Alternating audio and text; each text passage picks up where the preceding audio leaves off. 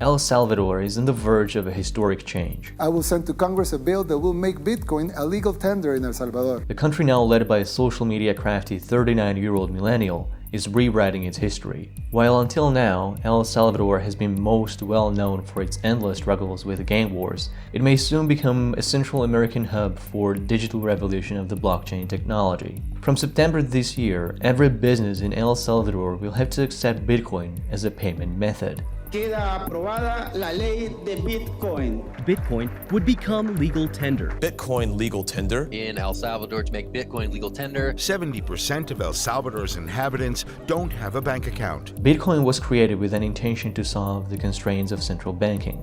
The proposed solution was to create a decentralized and permissionless payment system that cannot be manipulated or controlled by any single authority, and where participants cannot have their transactions rejected or funds seized.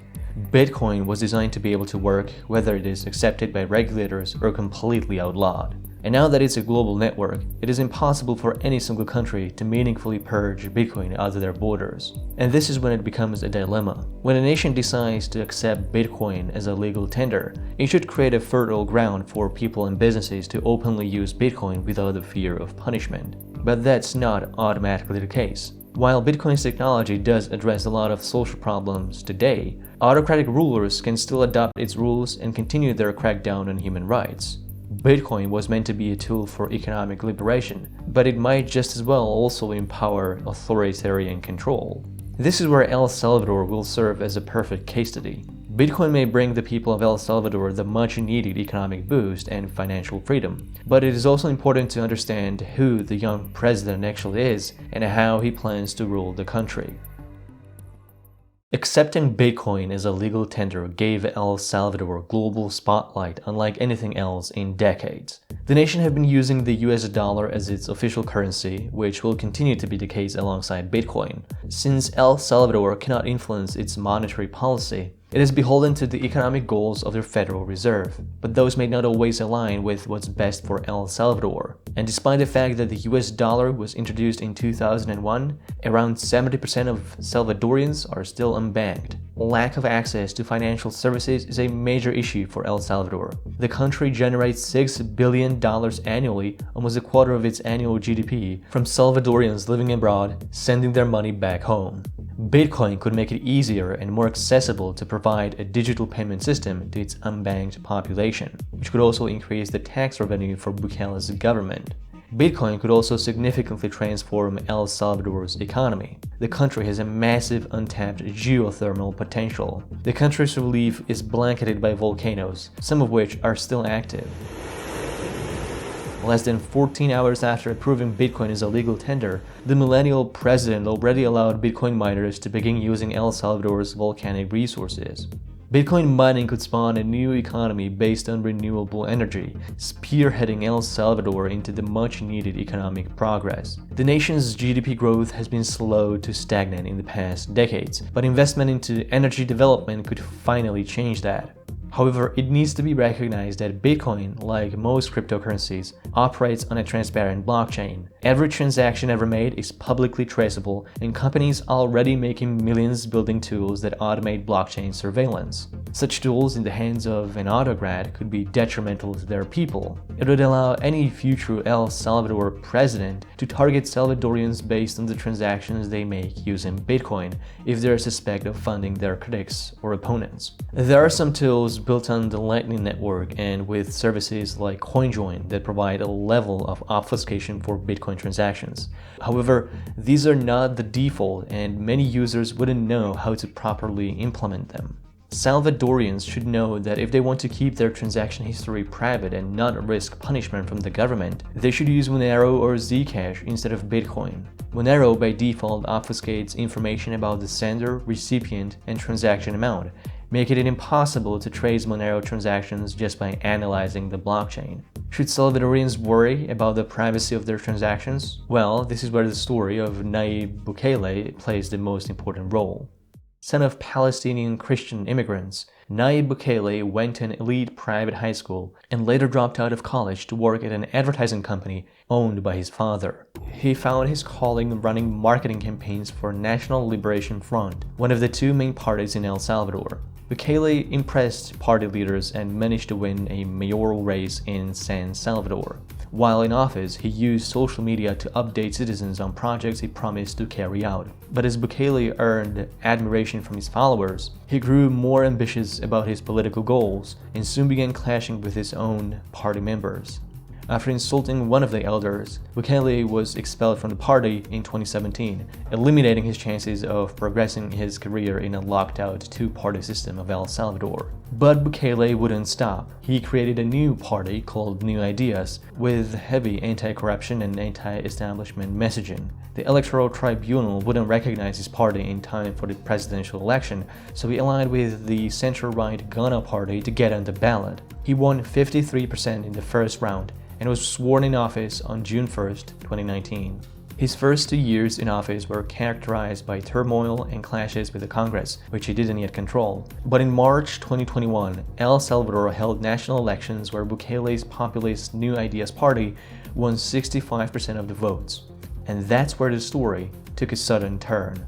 Controlling 2/3 in the Congress gave Bukele a constitutional supermajority. The only government bodies in his opposition were the Supreme Court and the Attorney General. On May 1st, the Congress held a vote to remove 4 of the 5 judges and oust the Attorney General, all of whom were critical of Bukele's office. The president's justification was that the purged critics had ties to other political parties, which the Salvadoran constitution forbids. However, the newly appointed Attorney General has direct ties to Bukele's security minister and the founder of Bukele's ally, the Ghana Party. Likewise, the new justices on the Supreme Court bench have either close ties with Bukele or are dipped in corruption scandals.